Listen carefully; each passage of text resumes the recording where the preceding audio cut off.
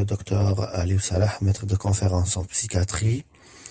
Donc aujourd'hui, on va aborder le cours des troubles psychiatriques chez le sujet âgé. Ce cours, on va le développer, mais je voudrais tout d'abord citer quelques objectifs que l'étudiant devra atteindre. Donc, le premier objectif, ça sera l'acquisition de connaissances concernant le vieillissement. L'étudiant devra être capable de distinguer les spécificités d'expression des troubles psychiatriques chez le sujet âgé.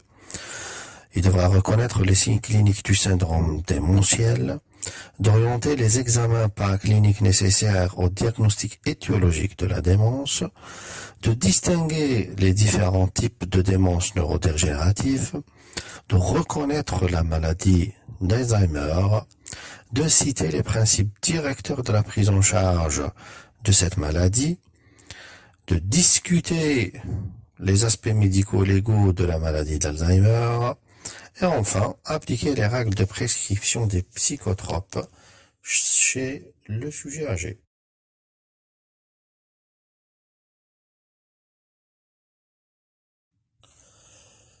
Tout d'abord, le vieillissement de la population a pour conséquence, il faut le savoir, d'augmenter de façon importante la prévalence des troubles neurocognitifs, dont la maladie d'Alzheimer.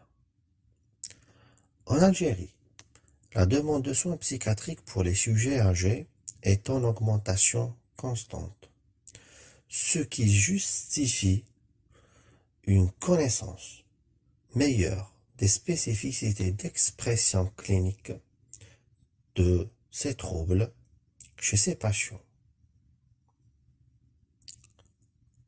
En fait, dans les pays occidentaux et les pays en voie de développement, l'espérance de vie tend à s'allonger ces dernières décennies. Pour donner un exemple, l'espérance de vie en Algérie a été estimée en 2015 à 77 ans, alors qu'elle tournait autour de 46 ans lors de l'indépendance, c'est-à-dire en 1960 à peu près. En Europe, la classe des 75 ans représente 10% de la population. 10%. Vous voyez un petit peu les dégâts que fait le Covid dans cette tranche d'âge.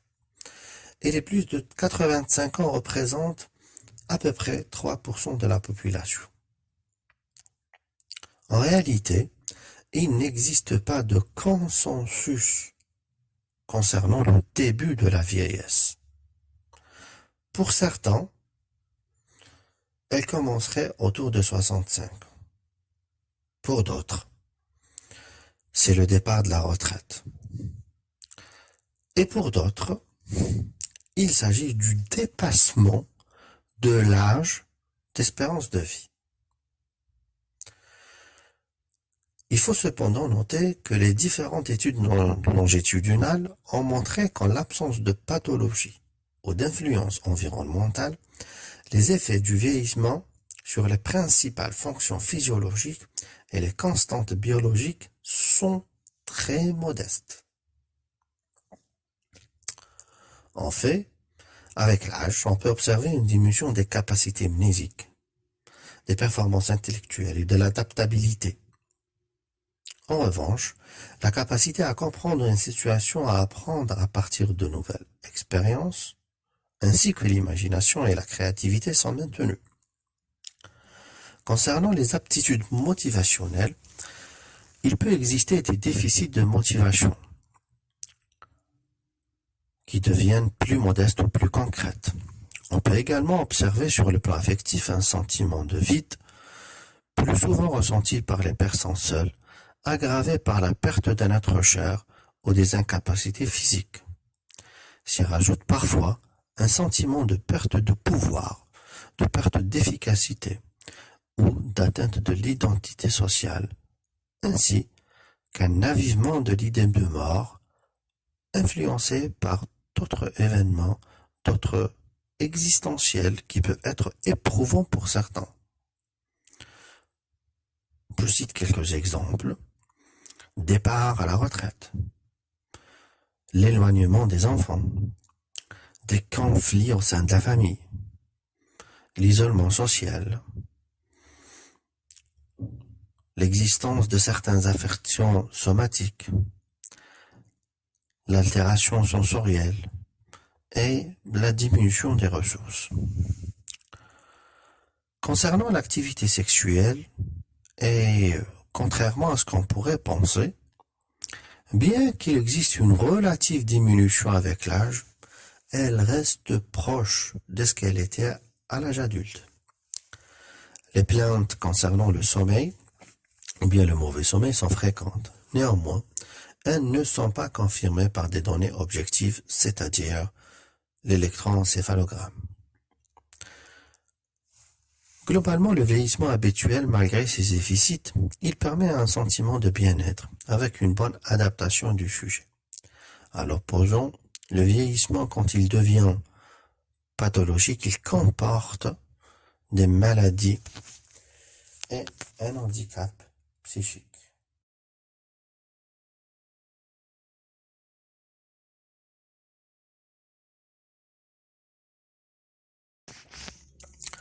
Quelles sont maintenant les particularités d'expression des troubles psychiatriques chez le sujet âgé?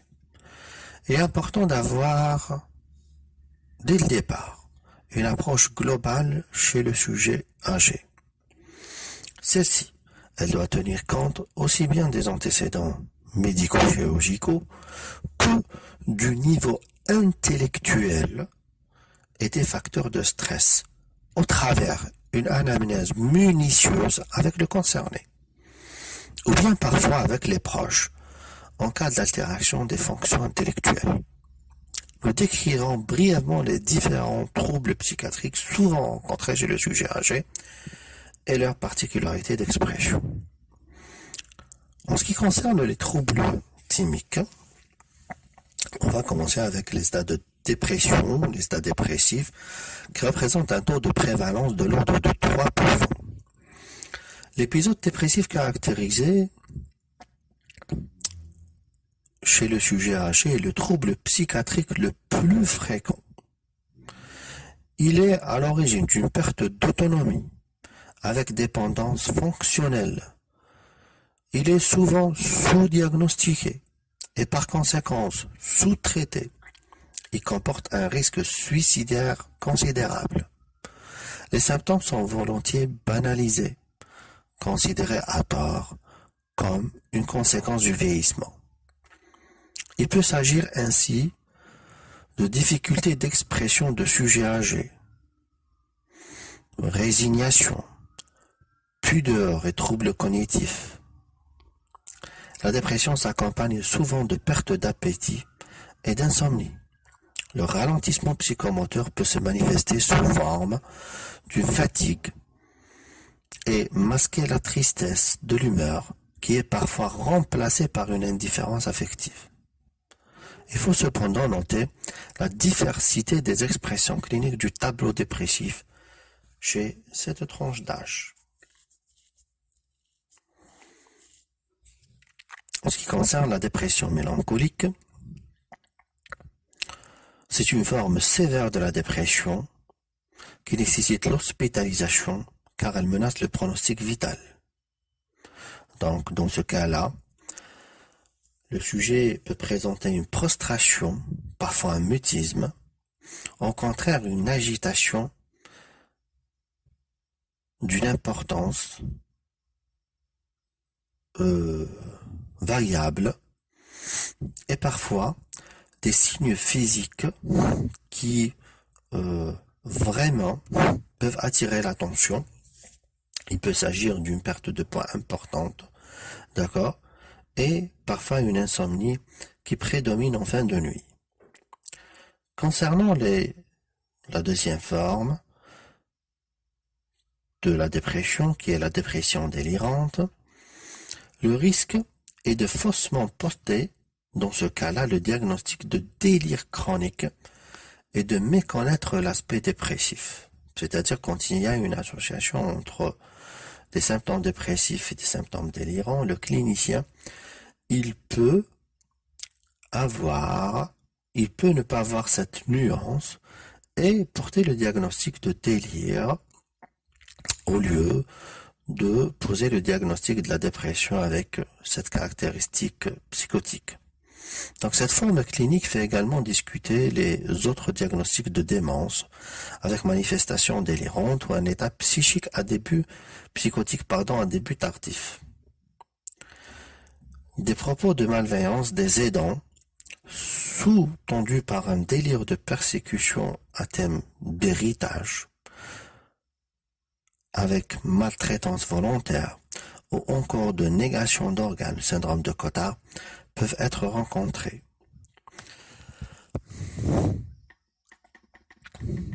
En ce qui concerne les autres formes de la dépression elle peut se présenter avec une certaine hostilité. D'accord, avec des troubles du caractère au devant du tableau clinique, c'est-à-dire une certaine irritabilité, des comportements agressifs. La dépression régressive, elle est caractérisée par une régression sur le plan affectif avec une dépendance à l'entourage. Le tableau, il peut évoluer rapidement et devenir irréversible du fait du refus d'alimentation, de l'incontinence et de l'impotence fonctionnelle. Un autre type de dépression, ce qu'on appelle la dépression masquée.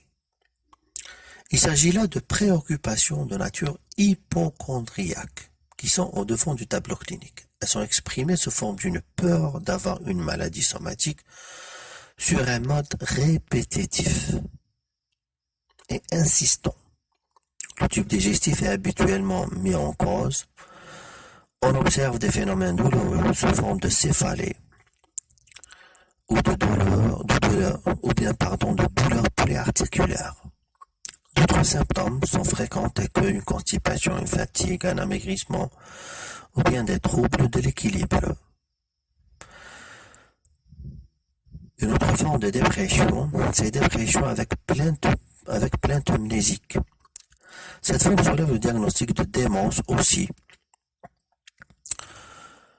qui peut parfois être associé avec un état dépressif. En effet, certains symptômes sont communs aux deux troubles.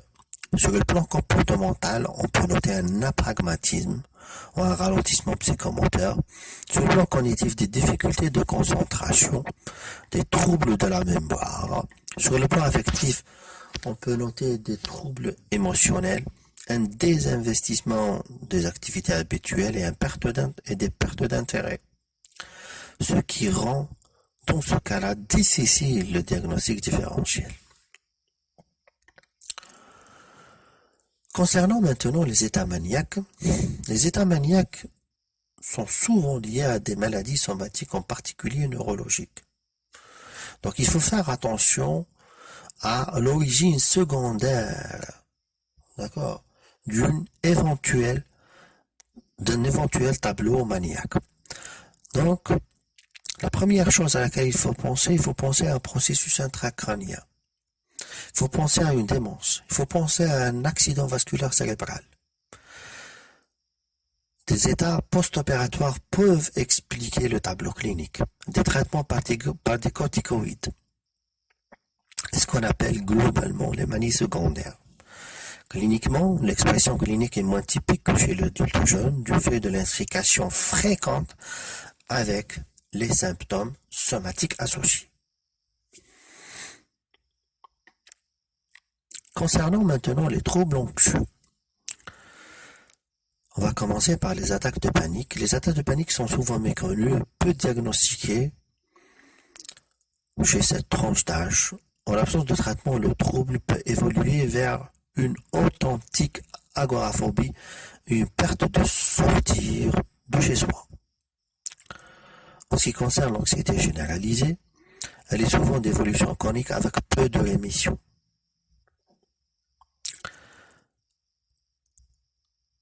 Concernant maintenant les troubles psychotiques aigus, le plus souvent ils sont liés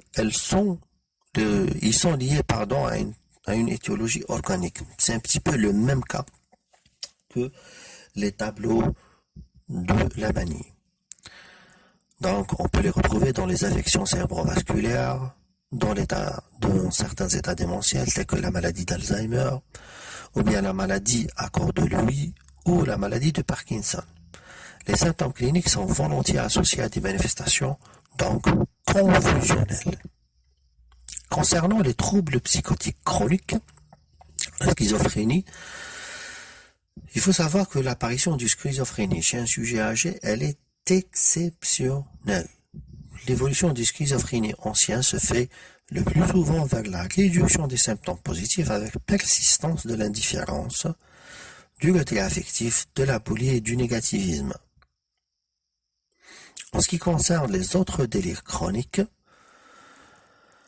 il faut savoir que certains délires chroniques d'apparition tardive se manifestent chez le sujet âgé, en particulier de sexe féminin.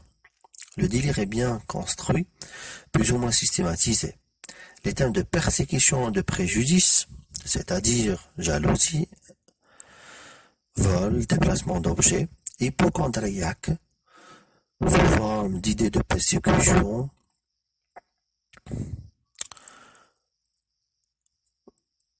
sont les plus fréquents. On peut rencontrer différents types de mécanismes, par exemple interprétatifs, imaginatifs, ou bien hallucinatoires. Maintenant, on va aborder les états confusionnels, ou ce qu'on appelle le délirium dans le DSM-5. Alors, le diagnostic est évoqué quand le sujet présente des troubles du comportement inhabituels ou d'une inversion récente du rythme nictéméral. Donc, on recherchera des troubles de la conscience ou bien de leur environnement, c'est-à-dire que le sujet ne se reconnaît plus et ne reconnaît pas les membres de la famille, des troubles de l'attention, une distractibilité, des troubles cognitifs, c'est-à-dire des troubles de la mémoire, surtout l'effet récent, et une désorientation temporale-spatiale avec incohérence du discours. On peut également noter des troubles de la vigilance.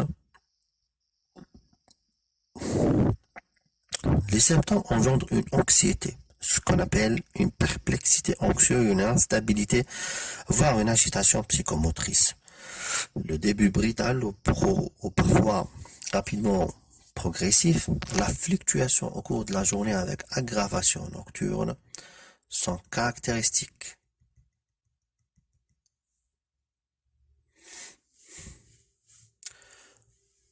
Concernant maintenant les troubles du sommeil. La plainte du sommeil chez le sujet âgé, elle est très fréquente. Il est néanmoins important de distinguer les pseudo-insomnies, c'est-à-dire la mauvaise perception du sommeil, où le sujet pense ne pas dormir alors qu'il dort, des insomnies proprement dites. On peut observer des modifications physiologiques du sommeil et de la veille. Le nombre d'éveils interrompant le sommeil et surtout leur durée qui augmente de façon importante. En fait, les micro-réveils, parfois plusieurs centaines par nuit, qui sont ignorés par le sujet, avec des changements de stade de sommeil à type d'allègement en sommeil léger, sont fréquents chez le sujet âgé et source de mauvaise qualité de sommeil. Il peut s'agir aussi d'une mauvaise hygiène de sommeil avec modification de rythme circadien. Le sujet âgé passe plus de temps au lit. Pourquoi ? Du fait du manque d'occupation, l'existence d'une télévision dans la chambre et la prise de café ou bien de tabac. Ce qui va conduire à faire plus de siestes diurnes que le sujet jeune. La diminution des synchroniseurs externes, elle peut également affecter les rythmes circadiens. Par exemple, la retraite, l'absence de contraintes horaires, le veuvage, l'isolement social et la faible exposition à la lumière. L'insomnie, elle peut être liée à des causes organiques, en particulier celles qui entraînent la douleur, celles qui entraînent la fièvre. Elle peut être liée à l'angoisse et le syndrome confusionnel. il faut insister sur la fréquence des affections endocriniennes, métaboliques et cérébrales. L'insomnie d'origine psychiatrique, elle est fréquente en particulier au cours des dépressions. Ça, vous le saviez. L'utilisation prolongée de sédatifs ou d'hypnotiques peut entraîner une insomnie par un phénomène de tolérance.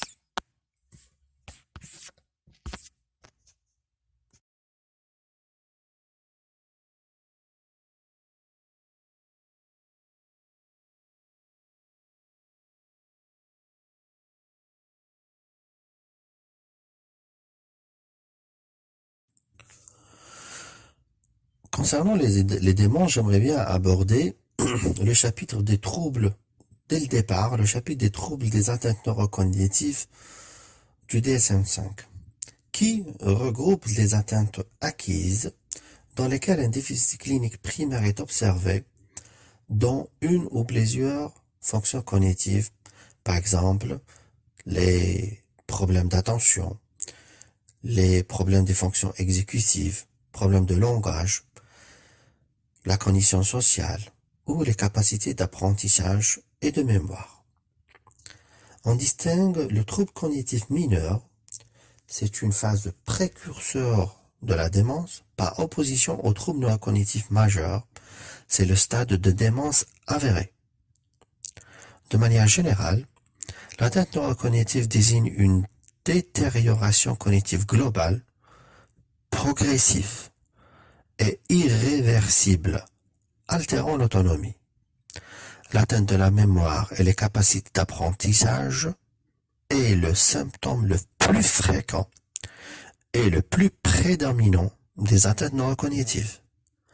L'étiologie des atteintes étant le plus souvent inconnue, sauf pour un faible pourcentage de personnes ayant une atteinte nettement génétique.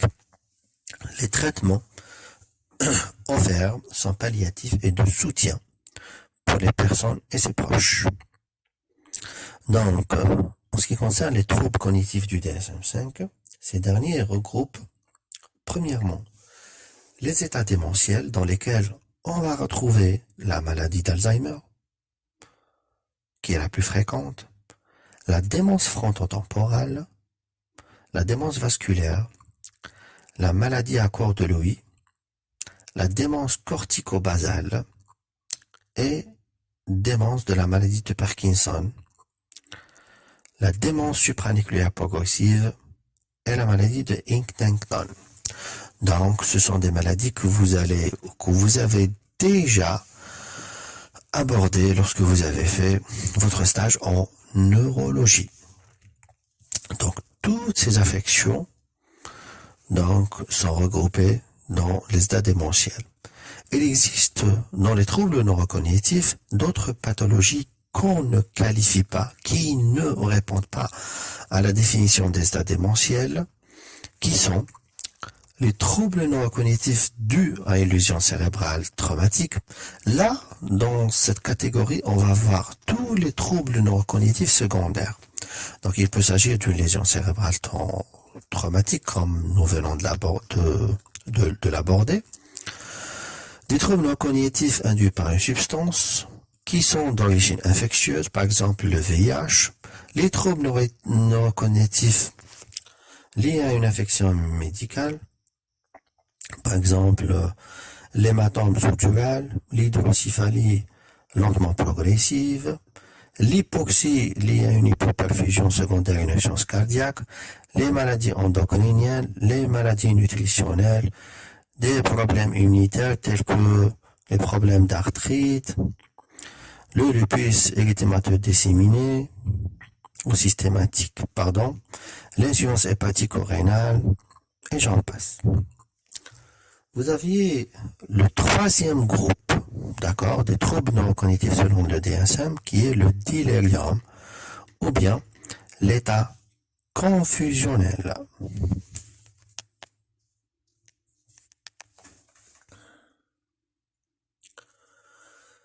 Quelle est maintenant la démarche diagnostique pour les troubles neurocognitifs? Comment le patient il va se présenter? d'accord, en consultation. Donc le motif de consultation, il peut s'agir soit d'une plainte du concerné, d'accord, pour modification cognitive ou modification de l'état psychique, ou bien une constatation par l'entourage de troubles cognitifs ou de manifestations psychocomportementales non expliquées par une pathologie psychiatrique. Il peut s'agir de symptômes pouvant évoquer, accompagner ou provoquer un déclin cognitif. Par exemple, une chute, un syndrome confusionnel ou un accident vasculaire cérébral. Le diagnostic précoce permet d'informer le patient et la famille sur la maladie à un moment où il est à un stade post-symptomatique lui permettant d'être un acteur de sa maladie. Il est recommandé d'effectuer un entretien avec le patient et si possible, après son accord avec un accompagnant identifié, capable de donner des informations fiables. L'évaluation initiale, conduite par le médecin généraliste traitant, peut être réalisée en une ou plusieurs consultations. L'entretien évalue le type et l'origine de la plainte et reconstitue l'histoire de la maladie avec le patient et son accompagnant, en recherchant le mode de début insidieux et l'évolution progressive des troubles. La recherche des antécédents médicaux porte notamment sur les antécédents et les facteurs de risque cérébrovasculaire, les antécédents psychiatriques, les antécédents traumatiques, les antécédents familiaux de maladies d'Alzheimer ou bien de maladies apparentées, la prise de médicaments, la prise d'alcool ou de toxiques pouvant induire ou aggraver des troubles cognitifs déjà existants, un syndrome confusionnel antérieur. L'entretien recherche également d'éventuels changements du comportement et un retentissement des troubles sur les activités quotidiennes. Il précise aussi le mode et le lieu de vie, c'est-à-dire le statut marital, environnement social et familial, le type d'habitat, les aides à domicile, etc., qui conditionnent la prise en charge.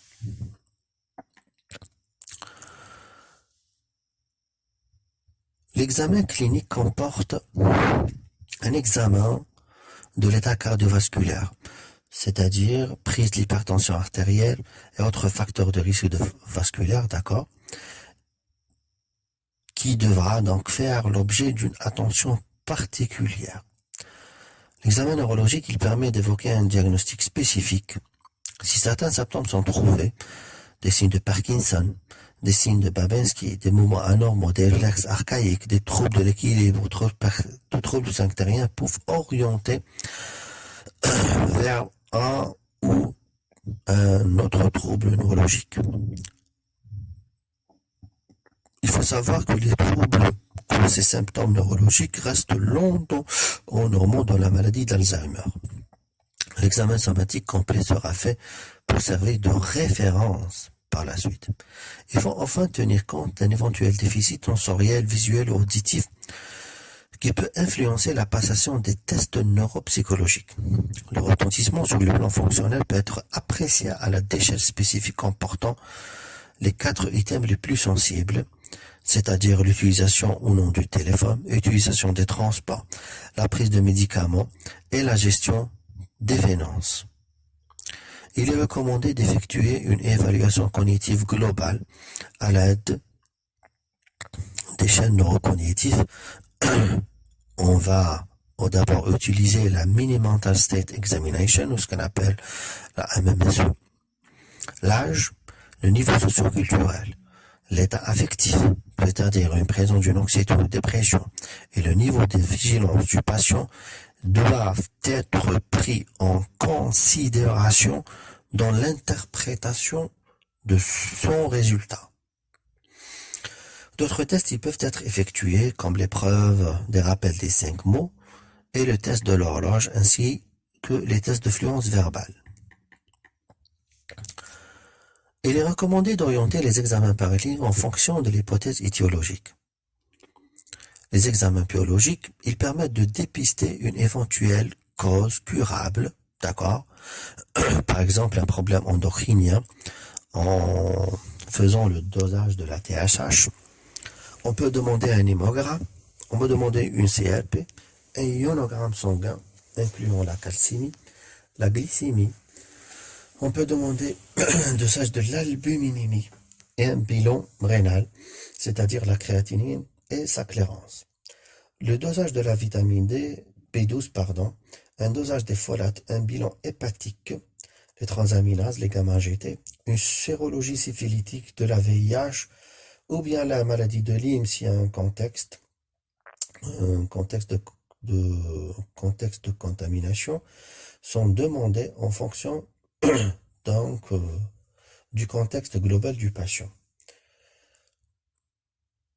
En ce qui concerne maintenant l'examen radiologique, l'imagerie cérébrale il est systématique.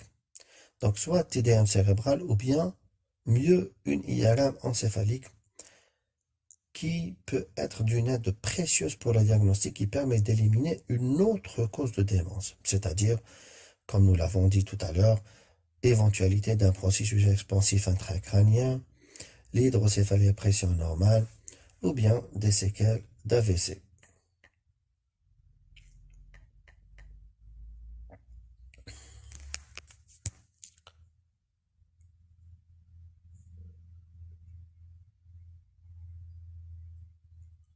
Donc, à ce stade, plusieurs hypothèses diagnostiques ils peuvent se présenter pour le clinicien, d'accord? Et il y a certains signes cliniques qui permettent d'orienter vers un tel ou un autre trouble.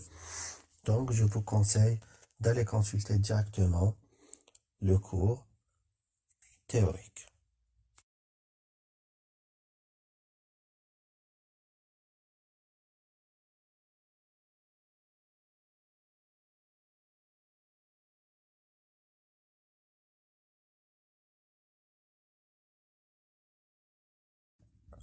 On va aborder maintenant la maladie d'Alzheimer. Sur le plan épidémiologique, il faut savoir que le principal facteur de risque de la maladie d'Alzheimer est l'âge. Globalement, on estime que 1% de la population âgée de 60 ans et près de 30% de la population âgée de 85 ans serait atteinte de maladie d'Alzheimer. Chez les femmes, la prévalence de la maladie d'Alzheimer elle est plus élevée que chez les hommes après 75 ans. Les chiffres devraient doubler dans les 20 prochaines années. Les principales lésions neuropathologiques observées au cours de la maladie d'Alzheimer peuvent être schématiquement réparties en 3 catégories. Donc sur le plan physiopathologique, il peut s'agir d'une dégénérescence neurofibrillaire, ce qu'on appelle les DNF, qui sont dues à l'accumulation intracellulaire de protéines Tau, anormalement phosphorylées. La deuxième lésion, c'est des dépôts extracellulaires de peptides A, bêta, ce qu'on appelle le peptide bêta-amyloïde. Et la troisième lésion, c'est des pertes synaptiques ou bien neuronales. Sur le plan génétique, la très grande majorité des formes de la maladie d'Alzheimer sont définies comme sporadiques. La découverte de mutations responsables de formes autosomiques dominantes et donc monogéniques de la maladie reste exceptionnelle, correspondant à moins de 1% des cas. Les formes génétiques sont plus fréquentes dans la tranche d'âge de 40 à 60 ans, dans lesquelles 13% des formes sont génétiques autosomiques dominantes. Concernant maintenant la clinique de la maladie d'Alzheimer, on va d'abord aborder les troubles de la mémoire, ce qu'on appelle l'amnésie. Les troubles de la mémoire épisodiques caractérisent les premiers stades de la maladie d'Alzheimer, c'est-à-dire des difficultés à apprendre et à retenir de l'information nouvelle. Oubli d'informations significatives, par exemple des conversations récentes ou des événements prévus ou bien passés, rendez-vous, anniversaire par exemple. L'identification du syndrome amnésique de type hippocampique, c'est-à-dire épisodique, se fait par l'utilisation des preuves qui permettent d'évaluer les différentes étapes de la mémorisation, c'est-à-dire l'encodage, la consolidation et la récupération.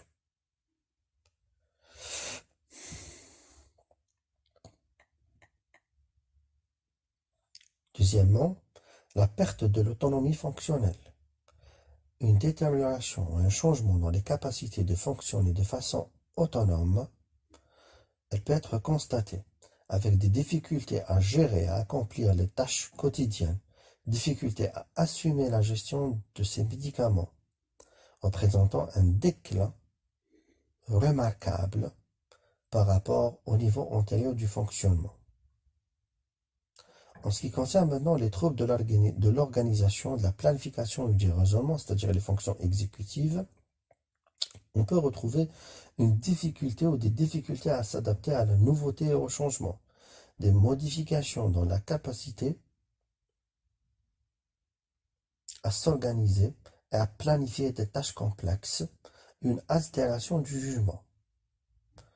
Il peut y avoir des déficits dans la reconnaissance visuelle, ce qu'on appelle l'agnosie, avec des difficultés à reconnaître les objets dans la maison, les images ou les personnes connues, proches, célébrités, non explicables par les problèmes de vision. Les troubles du langage et de la parole, ce qu'on appelle l'aphasie.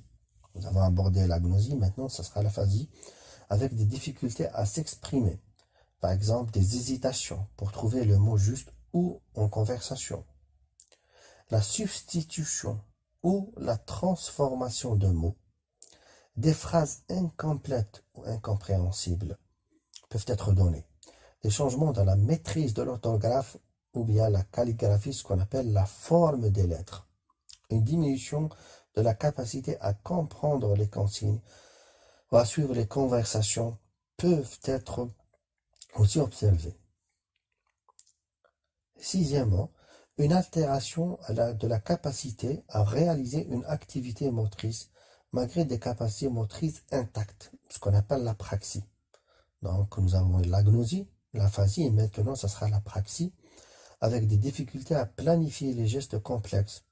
On va observer une lenteur inhabituelle, une difficulté à coordonner les mouvements pour effectuer les gestes du quotidien, tels que l'utilisation des objets habituels, de s'habiller ou bien dessiner. On peut observer aussi des modifications de la personnalité ou des comportements ou bien de l'humeur. Les plus précoces sont une apathie, une indifférence, une perte ou une baisse de motivation touchant le comportement, les pensées et les émotions. On peut aussi constater d'authentiques tableaux de dépression qui vont se manifester par une tristesse, par des pleurs, un sentiment de désespoir, un sentiment d'impuissance, une faible estime de soi, un sentiment de culpabilité. Il peut y avoir des symptômes anxieux, c'est-à-dire un sentiment d'un danger imminent et indéterminé. Il peut y avoir d'autres perturbations émotionnelles, d'accord, ou des symptômes sur le plan physique. Tardivement, apparition de troubles d'allure psychotique, c'est-à-dire hallucinations ou bien des symptômes délirants. Les symptômes d'allure psychotique apparaissent dans les stades avancés de la maladie d'Alzheimer et sont corrélés à l'importance du déficit cognitif. Il doit faire remettre en cause le diagnostic de maladie d'Alzheimer s'il survient à des stades débutants et précoces. Concernant les examens complémentaires, l'IRM cérébral, c'est l'examen le plus contributif au diagnostic. Il permet la mise en évidence d'une atrophie des structures hippocampiques à un stade débutant de la maladie d'Alzheimer. L'atrophie hippocampique, elle précède les symptômes cliniques. Elle est observée 5 ans avant le diagnostic dans certaines études. Sur le plan biologique, les dosages des protéines dans le liquide céphalo-rachidien, ils sont particulièrement indiqués pour préciser l'étiologie du trouble cognitif amnésique qui évoque la maladie d'Alzheimer débutante. Donc, les principaux marqueurs biologiques du LCR actuellement disponibles pour le diagnostic de la maladie d'Alzheimer sont le dosage de la protéine tau totale, la protéine tau phosphorylée et les peptides amyloïdes.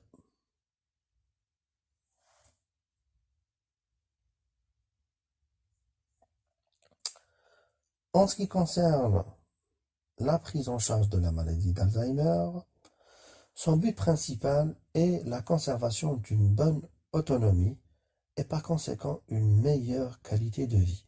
C'est ça l'objectif. Trois principales complications devront être recherchées lors du suivi. Une perte de poids, nécessitant la recherche d'une cause, une diminution des apports alimentaires par oubli de manger, par exemple, une anorexie liée à une dépression, à une autre cause somatique, une dépendance et des difficultés pour les activités de base de la vie quotidienne, ou bien une cause iatrogène, afin de mettre en place un traitement adéquat.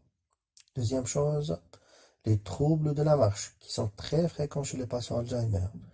Ils sont aggravés par d'autres facteurs liés au vieillissement, par exemple des problèmes d'arthrose, le problème de baisse de la vue ou d'acuité visuelle, une fente musculaire ou une prise de médicaments. Le risque de chute avec fracture, d'accident domestique, il est considérable. On doit rechercher aussi les troubles du comportement. Si les troubles sont aigus, il faut avant tout penser à un syndrome confusionnel et en rechercher la cause. Une pathologie somatique concomitante, par exemple neurologique, AVC, hématome sous-dural, un problème digestif, par exemple un fécalome, ou des infections, un trouble métabolique, doivent être recherchés en priorité. Il est important d'identifier le ou les symptômes cibles thérapeutiques qui peuvent être améliorés ou bien traités. Les traitements médicamenteux utilisés pour la maladie d'Alzheimer sont à visée symptomatique. Ils ont une action sur les conséquences des lésions, pas sur leur cause. Ils sont donc prescrits pour améliorer la sémiologie clinique et retarder la progression des déficits observés qui sont inéluctables. Donc, les recommandations de la prescription du traitement, ils sont fonction des résultats obtenus en ce qui concerne les tests de la MMSE. Le traitement qu'on utilise, c'est les inhibiteurs de la cholinestérase, c'est l'Aricept, avec des dosages différents. Un traitement antipsychotique de seconde génération peut être proposé pour une courte durée avec réévaluation régulière. Les antidépresseurs, les ISRS, sont préconisés en cas de dépression, mais également dans les comportements d'agitation, de désinhibition, d'anxiété ou bien d'irritabilité.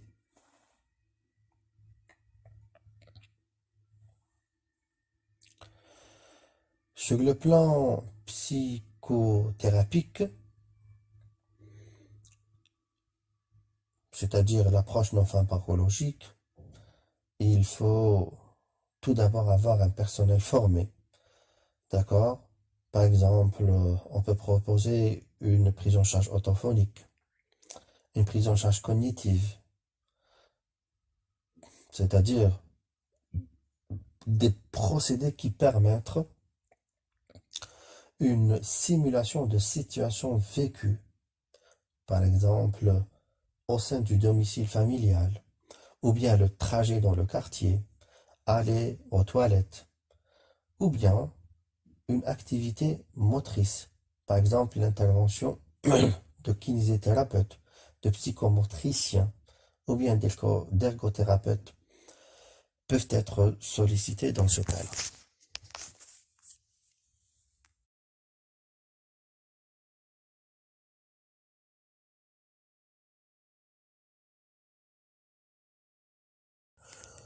Pour finir, nous donnerons quelques règles de prescription des psychotropes chez le sujet âgé. Donc il faut savoir que après les médicaments cardiovasculaires, la classe des psychotropes occupe la deuxième place en termes de prescription chez le sujet âgé. De façon générale, le métabolisme des médicaments est influencé avec l'avancée en âge du fait des modifications fonctionnelles des organes. Par exemple, au niveau rénal, on peut retrouver une altération de la filtration glomérulaire. On peut avoir des modifications de l'absorption digestive et donc de leur biodisponibilité. Au niveau hépatique, il peut y avoir des modifications du métabolisme enzymatique, du fait d'une baisse de leur synthèse et de leur activité. Les effets secondaires des traitements ne sont pas toujours faciles à repérer et peuvent être considérés comme normaux pour l'âge ou comme l'expression d'une nouvelle pathologie. Donc il faut faire très attention. Les principales règles de prescription sont abordées selon la classe des psychotropes. On va commencer par les anxiolytiques. Pour ce qui est des benzodiazépines, il faut savoir que les benzodiazépines recommandées chez le sujet âgé sont les benzodiazépines à demi-vie courte, telles que le lorazépam, le Temesta. La réduction de la dose initiale de moitié est recommandée. La durée de traitement limitée et l'arrêt devra être progressif. Les effets secondaires les plus fréquents sont l'aggravation des troubles cognitifs et de l'amnésie, une sédation importante. Il peut y avoir un syndrome confusionnel et surtout, il faut faire attention au risque de chute et donc de fracture en rapport avec l'effet myorelaxation. Les autres anxiolytiques, la buspirone présente une meilleure tolérance avec des effets secondaires qui restent mineurs. La dose habituelle de la buspirone est de 15 à 20 mg par jour. Les hypnotiques ne sont utilisés qu'après échec des mesures hygiéno-diététiques. Pour les antidépresseurs, le délai d'action des antidépresseurs peut être plus long, 6 à 12 semaines par rapport à l'adulte jeune. Les inhibiteurs sélectifs de la recapture de sérotonine seraient efficaces chez les patients présentant une démence frontotemporale. Certains antidépresseurs auraient une meilleure efficacité dans le traitement de la douleur chronique, tels que l'amitriptyline et la venlafaxine. Pour ce qui est des thymorégulateurs, le lithium reste peu utilisé du fait d'un risque accru de toxicité rénale, les propriétés d'induction enzymatique et de la carbamazépine par exemple, elle peut rendre contestable son utilisation surtout en cas de polymédication. Enfin, concernant les antipsychotiques, les neuroleptiques de deuxième génération restent des traitements efficaces et bien tolérés chez le sujet âgé. Ils sont utilisés à des posologies bien plus faibles que chez l'adulte jeune, 3 à 4 fois inférieures. Ils sont préconisés dans les états psychotiques et les troubles psychocomportementaux associés aux démences.